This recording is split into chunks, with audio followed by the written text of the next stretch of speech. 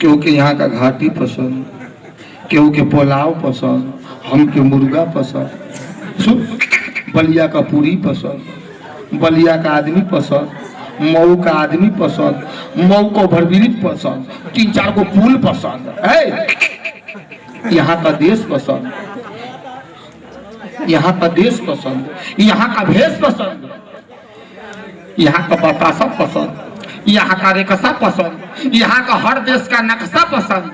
सिमरन हमको तो सिर्फ तेरे दोनों भाइयों के पीछे का बक्सा पसंद।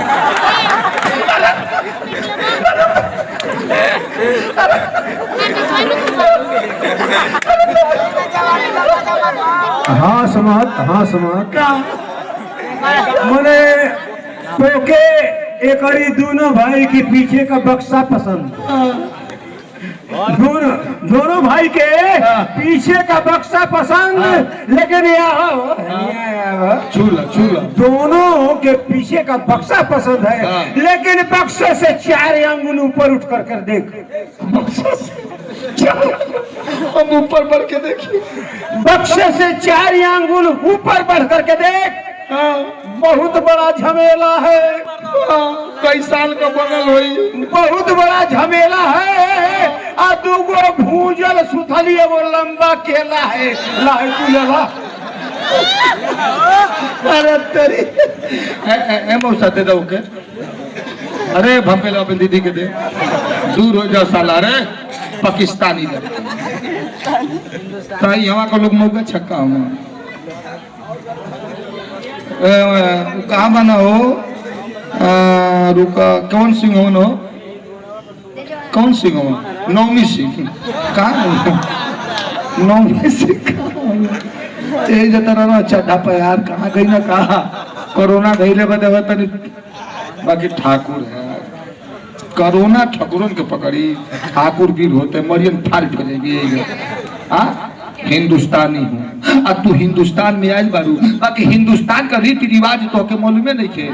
अगर कितनो दुश्मन के हुआ जला तो हमने को ऊंचा पीड़ा दिया जला, मार मत नहीं तो डिस्टर्ब हो जाए है ना। का करबा कुछ 16 बात को तो हम बोलो केहू। हाँ बाबू तुम साइड प्लीज। हाँ देखो चाचा बना गमछी से, कोरोना की डरम से मुंह ढकले बना। क्या होता है उनके देखी हो? लाइट नहीं आती है।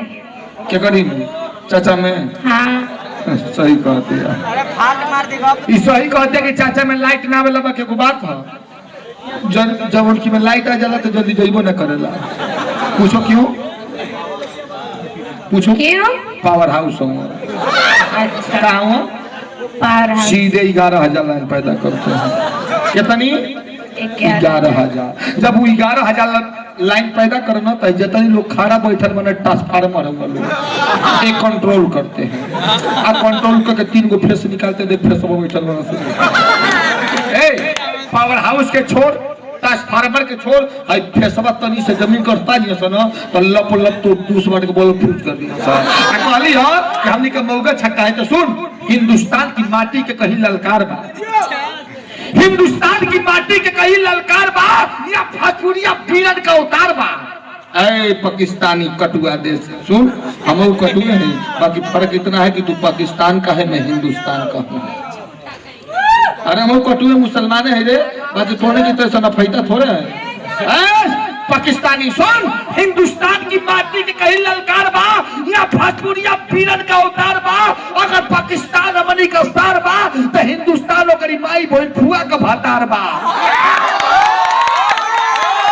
मारल जाए डीजे बजा के, मारल जाए डीजे बजा के, जेमा गोली चीरा तार पार बा।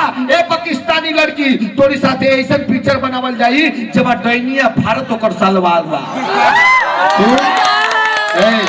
यहाँ का भोजपुरिया हीरो सुपरस्टार बा, यहाँ का भोजपुरिया हीरो सुपरस्टार बा। ए पाकिस्तानी लड़की यहाँ इज्जत उल्टे वालन का कमी नहीं थे। आसाराम बाबू राम रहीम तैयार बा।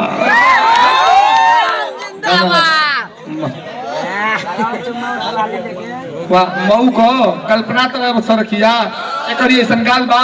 अरे गाल नहीं खेले फेल हो जाई, सड़किया हमनी के पास हो जाई।